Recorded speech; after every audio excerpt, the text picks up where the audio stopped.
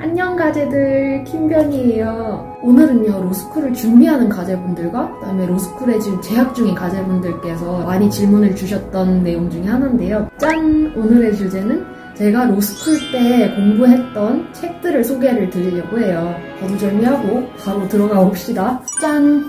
요 민법 강의 로스쿨 들어가기 전부터 변시 치기 직전까지 3년간 봤어요. 시험이 다가오면서 중간에 다른 수험 교재나 이런 것들로 바꿀까 생각도 해봤는데 결국에는 제 눈에 제일 익은 게 좋다고 생각을 해서 제가 안 바꾸고 이걸로 끝까지 공부를 했어요. 이거는 제가 이제 인강도 보고 그다음에 학교 수업도 하고 이렇게 하면서 총 10회독 이상씩은 다 한 것 같아요. 그래서 이 책은 정말 흉기 같은데요. 여기 안에 이제 가필 붙인 부분도 있고 밑줄 그은 부분도 있는데요. 저는 당시에 김동진 민법 강의를 들었었거든요. 그 밑줄 자료를 기초로 해서 책을 만든 거고요. 그래서 저는 이제 민법은 이 책으로 계속 공부를 했었어요.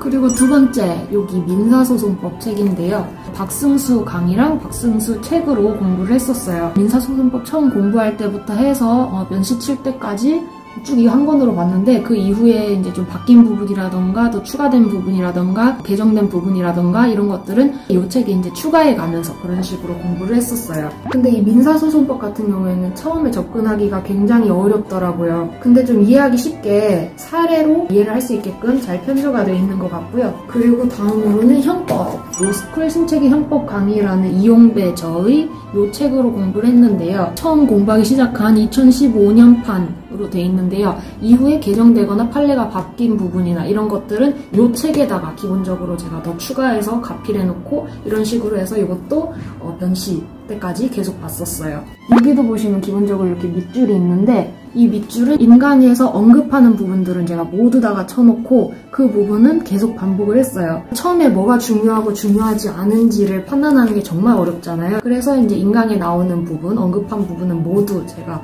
체크를 해놓고 그 부분을 계속 돌려서 봤었어요. 그리고 다음은 짠! 형사소송법 책은 제가 신광은 로스쿨 형사소송법 이 책으로 공부를 했는데요. 다른 인강도 되게 많이 봤는데 제일 마음에 들었어요. 신광은 강의가 개인적으로 저한테는 제일 잘 맞았고요. 정말 많은 도움을 받았던 책이고 또 재밌게 공부할 수 있었던 과목이었어요. 내부에는 이런 식으로 되어 있고요. 저는 이 책이 가장 군더더기가 없고 깔끔하게 읽혀서 좋았네요. 그리고 상법의 정초 장원석 편저의 이 책으로 공부를 했었고요. 제가 법대를 나왔지만 법대 시절부터 제일 어려웠던 게 상법이었던 것 같아요. 그래서 어떤 책으로 공부를 시작해야 될지 정말 고민을 많이 했었는데요. 제가 상법 책을 고른 기준은요. 이해하기 쉽고 빠진 내용은 없어야 하며 강의의 개수랑 책의 두께가 그렇게 두껍지 않아야 한다라는 기준으로 골랐어요. 전 상법 같은 경우도 최대한 뒤로 밀어가지고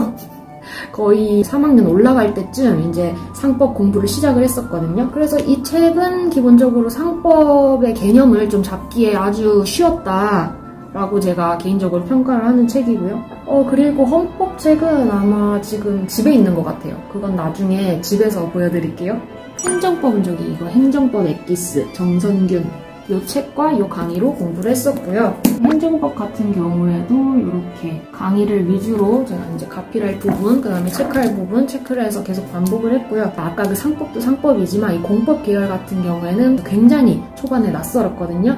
그래서 행정법이랑 헌법 같은 경우에는 정말 이거 뭘 봐야 되나 고민을 많이 했었는데 이 책 같은 경우에는 수험생들이 아주 많이 보는 책이죠. 그래서 이제 저도 한번 보고 이제 이걸로 결정을 했는데 처음에 행정법의 개념을 잡기도 쉬웠고요. 결론적으로는 꽤 괜찮았어요. 무슨 책이든지 간에 반복해서 여러 번 보는 게 제일 중요한 것 같아요. 그리고 제가 변시 칠 때 선택법으로는 국제거래법을 선택을 했었거든요.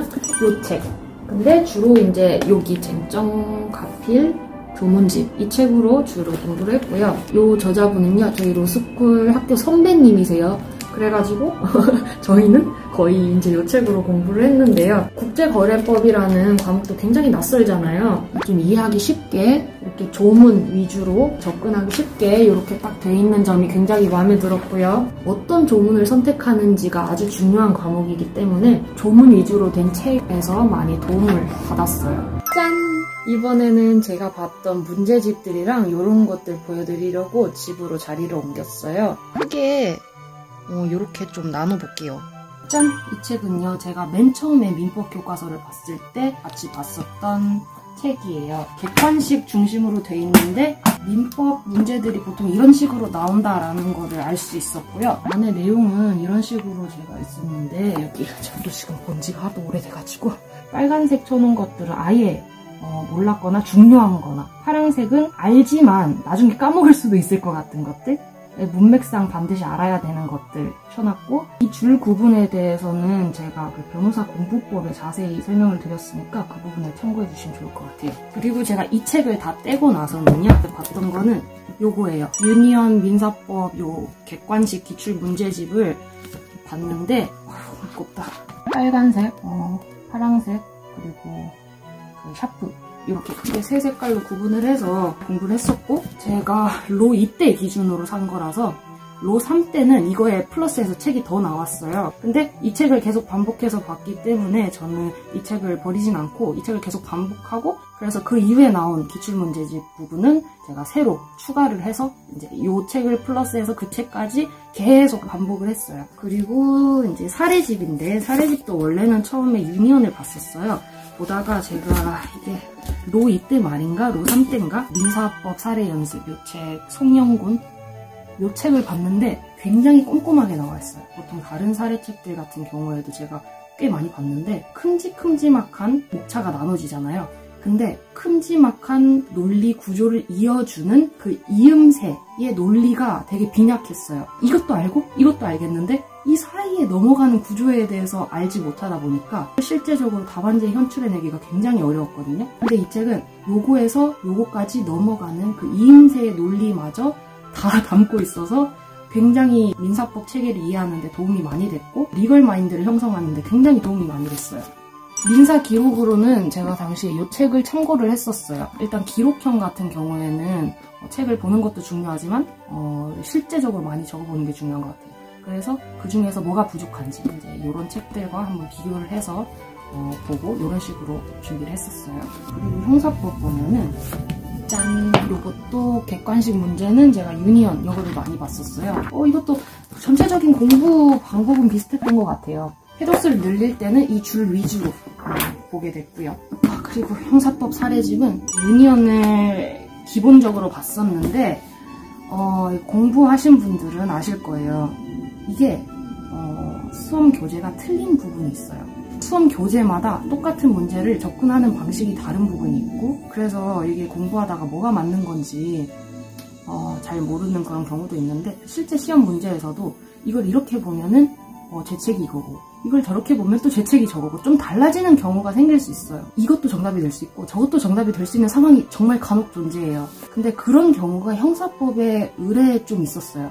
그래서 형사법 같은 경우에는 제가 한 가지 책만 본 게 아니고 굉장히 많은 책들을 좀 비교해 가면서 공부를 했어요. 그 중에서 이게 더 논리적으로 타당하다 한 거를 제가 찝고 이제 그걸로 이제 공부 연습을 하고 이런 식으로 공부를 했었어요. 그래서 이제 형사법 사례를 접할 때 맨 처음에 이걸로 접했지만, 후반부에 제일 많이 본 책은 김정철 저의 로이어스 형사법 기록형이라는 책이에요.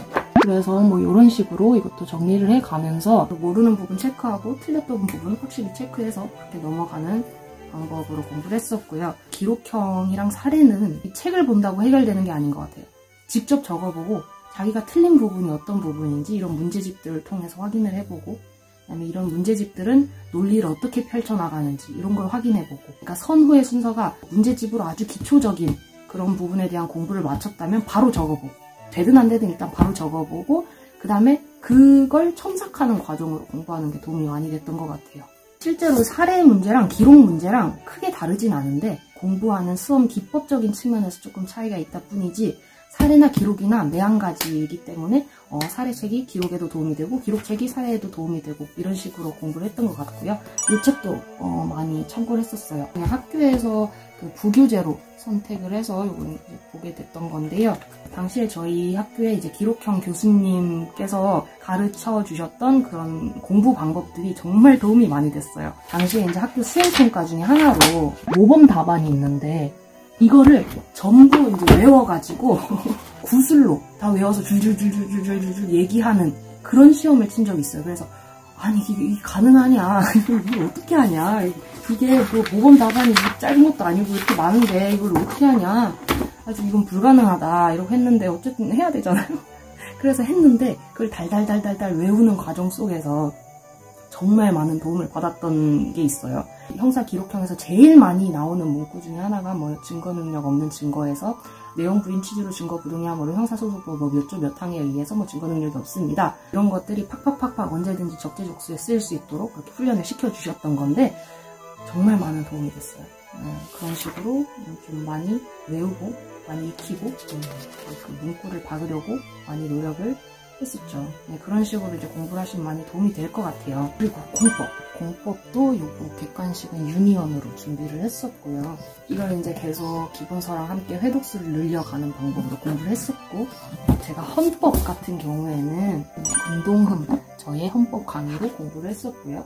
행정법은 여기 이제 정성균 문제집들로 제가 쭉 공부를 했었고, 이거 공법, 사례형도 제가 유니언으로 공부를 했었고, 일단 사례형 같은 경우에는 공법뿐만 아니고 민사법, 형사법 전부 다 좀 다양한 책을, 많은 책으로 공부를 하시는 게 좋을 것 같아요.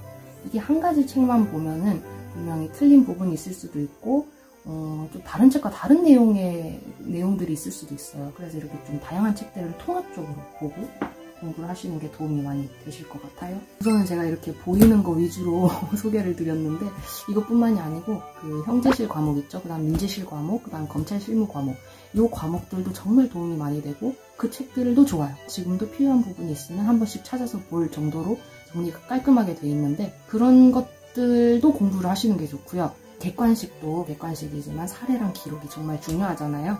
그래서 사례랑 기록은 기존에 지금 변호사 시험 기출 문제가 워낙 많이 나와서 그 부분 위주로 공부를 하는 걸로도 충분할 수도 있지만, 더 깊이 공부를 하고 싶다, 앞으로 나올 수 있는 문제에 대해서 모두 대비를 해보고 싶다, 이렇게 생각하시는 분들은 더 다양한 문제를 접할 필요성도 있다고 생각을 해요.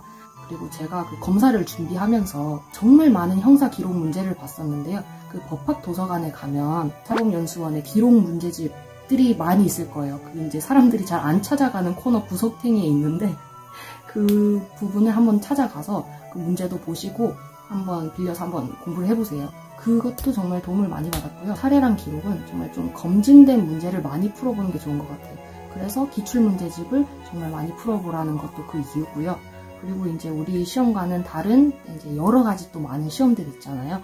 그 시험 기출 문제집도 한 번씩 참고를 해보고, 물론 문제 유형이나 시험 유형이 많이 다르겠지만 참고를 할 수 있는 사항은 분명 있을 거라고 봐요. 그런 것들을 또 참고를 하셔가지고 고득점을 노려보시는 것도 좋은 방법이라고 생각을 해요. 그래서 이제 당시에 제가 봤던 책들 위주로 오늘 이렇게 소개를 드렸는데요. 물론 이제 제가 졸업하고 나서 그 이후에 또 좋은 책들이 많이 생겨났을 수 있고, 뭐 그런 부분들이 있기 때문에 요새 또 이제 많이 보는 책들 중에서 괜찮은 책들이 있다 하시면은 또 그걸로 공부하셔도 되고, 솔직히 책을 뭘 보는지는 크게 상관이 없는 것 같아요. 뭐 한 책을 골라서 그 책을 얼마나 많이 보고 깊이 이해했느냐, 결국 그게 관건인 것 같고요. 초심자분들의 경우에는 특히나 책 선정 과정에 있어서 고민이 많이 되실 텐데, 오늘 제 영상이 조금이나마 도움이 됐다면 좋겠네요. 여러분들은 뭘 선택하셔도 다 잘 해내실 거라고 저는 믿습니다.